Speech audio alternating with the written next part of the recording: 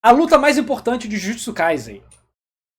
A luta aqui, se eu não me engano, é a do Takaba com o... Getou não.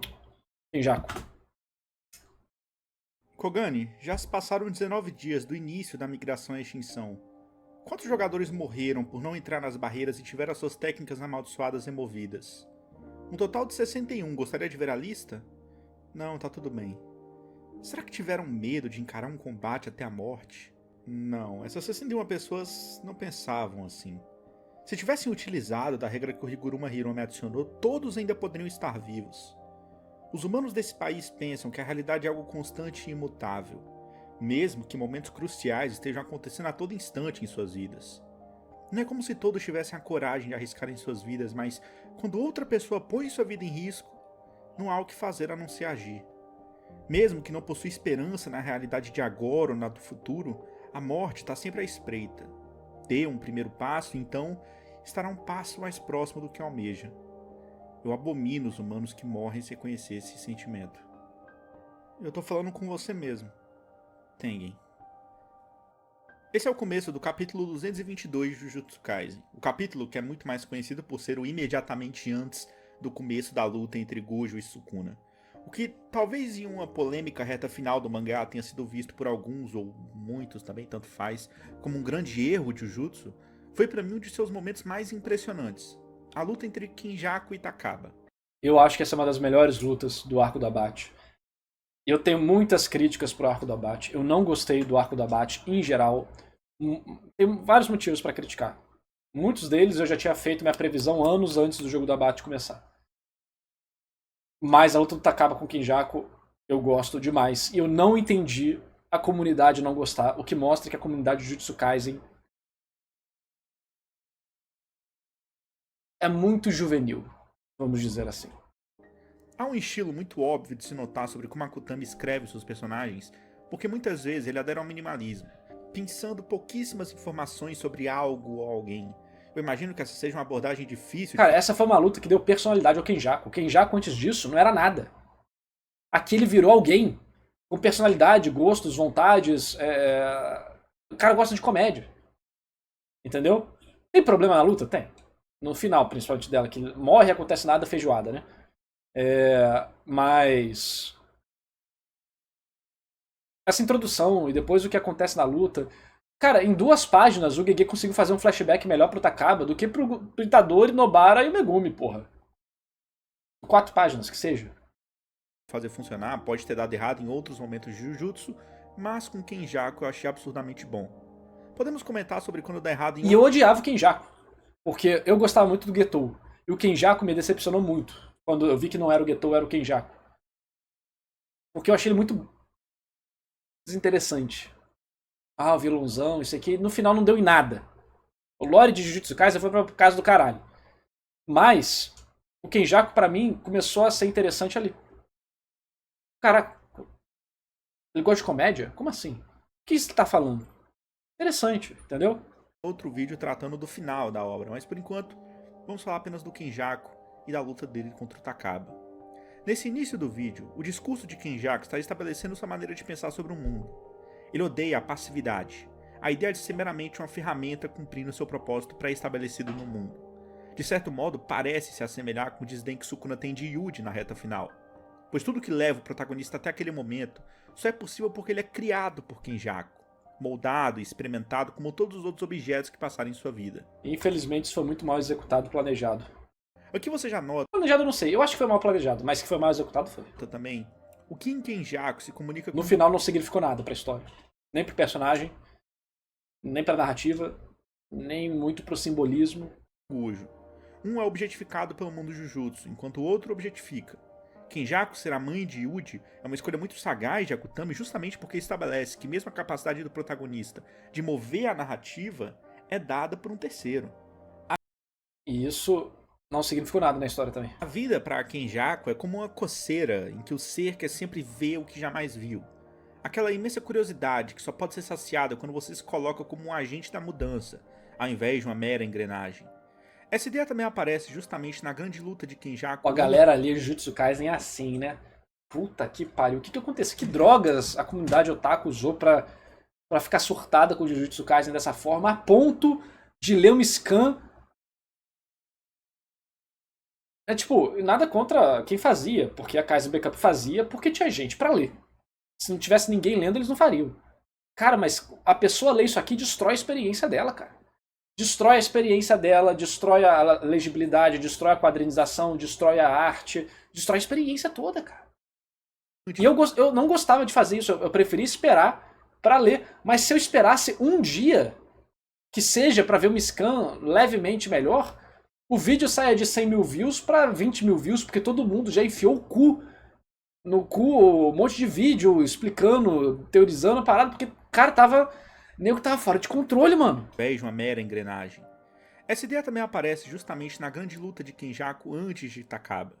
O feiticeiro especial que Kenjaku enfrenta até a morte é Yuki, uma pessoa com poder suficiente para destruir o planeta Terra, que também não nutria a melhor das visões sobre Tengen, e principalmente sobre como ele tratava os receptáculos, e sobre o sistema Jujutsu como um todo, e que também acreditava que ser humano estava diretamente aliado à sua capacidade de agir, de escolher. Por isso ela dá a Chozo a chance de renascer como humano, enquanto ela também morre como uma. Escolher morrer para salvar alguém que está tendo a chance de finalmente decidir o que fazer. Viver como um humano é escolher. Quando Kenjaku e Hanami estão conversando, ele pergunta se eles, maldições, poderiam ter sentimentos. Hanami responde que sim, afinal, nós somos os verdadeiros humanos aqui. Por que essa resposta incomoda tanto Kenjaku? Eu diria que é justamente pela percepção inocente que as maldições têm do que é ser humano. Ter sentimentos e viver como uma engrenagem nos planos de Kenjaku não te torna nada além de um mero objeto. Essa maneira de encarar a vida leva Kenjaku a criar seu plano que demora séculos para finalmente acontecer. Viver é saciar sua curiosidade, então nada mais natural do que notar que Jujutsu está sempre conduzindo Kenjaku a alguém que o satisfaça. E a única coisa que poderia sanar a curiosidade de um homem assim é o caos sem controle. Quando ele e Chozo lutam, Kenjaku inclusive brinca como seria a forma final do ser que nasceria de seu plano. Ele não tinha certeza, mas toda essa energia amaldiçoada, quando otimizada, poderia gerar simplesmente um rosto engraçado. E aí chegamos à questão. Qual prova temos de que Kenjaku ficaria satisfeito com o resultado da fusão? Qual prova temos que ele simplesmente... Não fala nada, Zaraf. Eu não... Fala mal de Jujutsu não, senão os fãs de Jujutsu ficam... Tem PTSD. não descartaria o que surgiu e se viraria para seu próximo plano? Kenjaku parece unicamente estar planejando o momento em que finalmente vai poder viver. Perceba que o hoje também era o que incomodava Geto. A luta contra maldições se repetindo dia após dia, com mais mortes de amigos, conhecidos e inocentes, sem qualquer perspectiva de mudança ou melhora. Jujutsu Kaisen opera entre esses paralelos passados de personagem a personagem, de geração em geração. Eu diria que Takaba e Kenjaku resolvem o que é deixado em aberto por Gojo e Geto. Há também em Jujutsu uma questão envolvendo corpo e alma. Como Mahito e Kenjaku tinham visões diferentes com base em suas técnicas, sendo os poderosos aqueles que usavam do Jujutsu para pintar a tela em branco que é o planeta. A tal da conclusão poética que Kenjaku menciona quando conversa com Mahito é justamente que as técnicas ditavam a nossa forma de ver o mundo. Geto não está em ressonância com Kenjaku em Shibuya, e não poderia ser diferente, já que o feiticeiro número 2 estava novamente sendo usado como ferramenta. Então, o que Takaba traz? O que ele resolve? A luta entre os dois se desenrola como uma série de momentos que parecem um sonho. Peixes em mesas de cirurgia e gatinhos que se tornam uma pessoa e começam uma briga na água, que logo se torna um momento de alegria. E tudo termina com um show de stand-up, onde Takaba alcança seu objetivo de fazer todos rirem, inclusive o Kenjaku. Esses momentos não te lembram nada? Esses não parecem momentos que também seriam de Geto? Momentos que materializam a interpretação de Kenjaku de que a habilidade de Takaba era uma ressonância entre almas? Momentos em que é distinguível se estamos olhando para um Geto que desejava a felicidade ou um Kenjaku que desejava descobrir o novo. Uma ressonância total entre esses dois corpos e essas duas almas. Takaba desafia Kenjaku a achar algo mais interessante do que seu plano de otimizar a energia amaldiçoada, e é justamente isso que ele encontra. Duas garotas na plateia que parecem uma manifestação da alma de Geto em Mimiko e Nanako. Uma situação como a que vimos entre ele e Gojo no começo do capítulo 77. Aqui, então, faz todo sentido que o Geto tá segurando o pistolão dele? do que Kenjaku perca. Sua Aquela curiosidade coçada ali. foi satisfeita. Ele estava em ressonância com o corpo e a alma que roubou. E mais do que isso, a parte mais importante, estava em ressonância com o homem oposto a ele. Um homem que viveu sua vida sendo um mero objeto para os outros. Um comediante que tinha vários amigos e nenhum companheiro. Uma pessoa objetificada do passado de gueto. Não te lembra ninguém?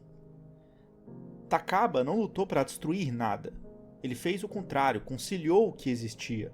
Não tratou de exterminar passado ou presente.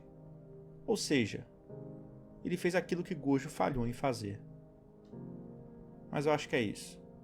Tchau. Eu não sei se tipo, é realmente o negócio que representa o Gojo e tal, tipo, conscientemente, ou se é a manifestação dos dramas do personagem que naturalmente entram em ressonância ou em conflito, né? Tipo, o tema central que vai sendo manifestado. Mas o Aizen fez uma leitura muito legal dessa luta, que eu acho, assim, uma das melhores lutas do jogo do Abate. E eu acho que ela dá muita personalidade aos personagens e transforma eles em algo mais humano e não só uma ferramenta narrativa ali dentro da história. Porque através dessas situações bizarras que eles estão participando, a gente vê mais de quem eles são e o que está dentro da essência deles, né? E que em um outro contexto eles poderiam ter sido amigos, mas eles estão numa situação que eles têm que se despedir aqui no final, né? Inclusive, eles se despedem aqui. Porque eles não podem ficar nesse mundo de fantasia para sempre. Que talvez seja a idealização da... Você pode dizer, talvez, da união entre humano e maldição. Como maldições seriam partes dos humanos também, né? Aquela resposta que o Kenjaku não gosta. Que se as maldições são formadas por humanos, talvez eles também sejam humanos, de certa forma. São capazes de sentir e também poderiam mudar. E não necessariamente permanecer sendo o mesmo conceito para o resto da vida. E uma maldição velha o suficiente poderia, né, dar a volta, se em Jujutsu energia negativa vezes energia negativa da energia positiva, né, da energia de cura, uma maldição velha o suficiente, habilidosa o suficiente, poderia usar os próprios sentimentos negativos para se transformar em algo positivo ou não negativo, no mínimo. Né, isso aqui mostra talvez um pouco desse semblante de, olha só, não há necessidade de conflito, porque no final a gente é a mesma coisa. Ou algo muito parecido. Mas infelizmente o Kenjaku acho que não teve um trabalho prévio interessante para cortar isso aqui. Ele corta porque ele é o vilão, pronto, acabou.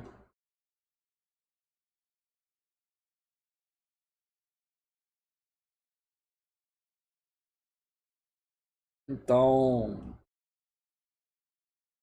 eu gosto muito dessa luta. Gosto muito dessa luta. É uma das lutas que eu tenho vontade de... Eu não tenho vontade de reler o jogo do Abate. Mas essa luta é uma das que me fazem repensar. Tipo, talvez eu releia um dia. Só por causa dessa luta.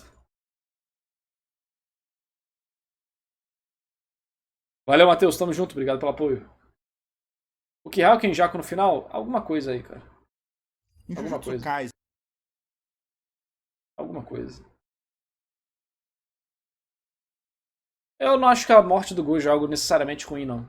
Mas como teve a entrevista que o autor falou que ele, ele basicamente matou o Gojo de raiva, né? Na entrevista meio que fica claro isso. Ele matou o Gojo de raiva e voltou a Nobara porque os fãs queriam.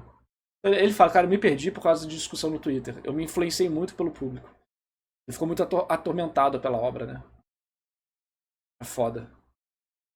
É bem triste essa entrevista dele. Ele finaliza o mangá se chamando de bosta e falando que acompanhar a discussão na internet destruiu o psicológico dele. Onde tem essa entrevista? No capítulo final, o capítulo extra final. Alguém tira o Twitter dos mangakas? Não, ironicamente, isso é muito importante, tá? A maior parte dos mangakas sai do Twitter. Se eles já tiveram lá de alguma vez.